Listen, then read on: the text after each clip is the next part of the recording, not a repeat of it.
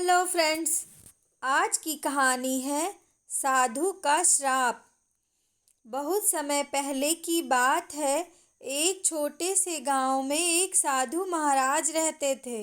वह अपने तप, ध्यान और सेवा के लिए प्रसिद्ध थे। साधु का स्वभाव बहुत शांत और दयालु था, लेकिन लोग उन्हें परेशान ना करें इसलिए वह अपने जीवन में किसी से भी बहुत कम बोलते थे। एक दिन एक किसान अपनी खेती के काम में लगा हुआ था। उस दिन उसके खेत में बहुत मेहनत हो रही थी, लेकिन अचानक से एक गाय उसके खेत में आ गई और उसकी सारी फसल को नष्ट कर दिया।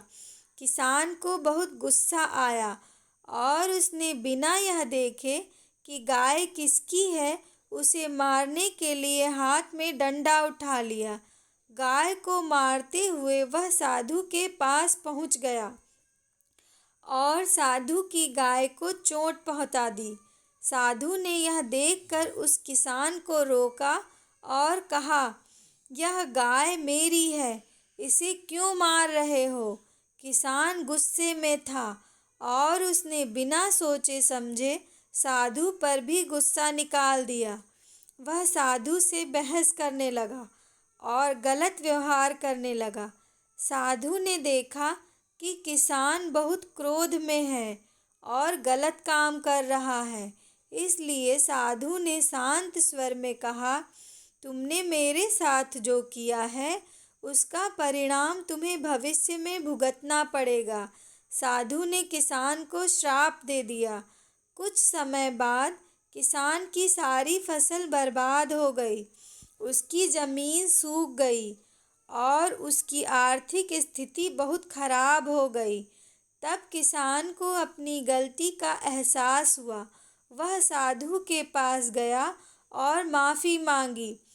साधु ने उसकी सच्ची पश्चाताप को देखकर उसे आशीर्वाद दिया और कहा, जो हुआ वह तुम्हारे कर्मों का फल था, परंतु अब तुमने अपने कर्म सुधार लिए हैं, इसलिए तुम्हें पुनः सफलता मिलेगी।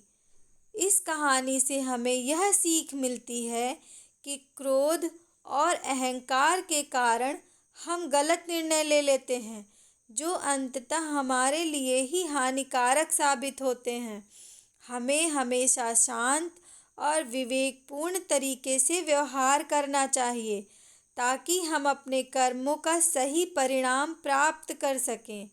दोस्तों, ऐसे ही और प्रेरणादायक कहानियाँ सुनने के लिए मेरे चैनल को लाइक करिए, सब्सक्राइब करिए। Thank you for watching.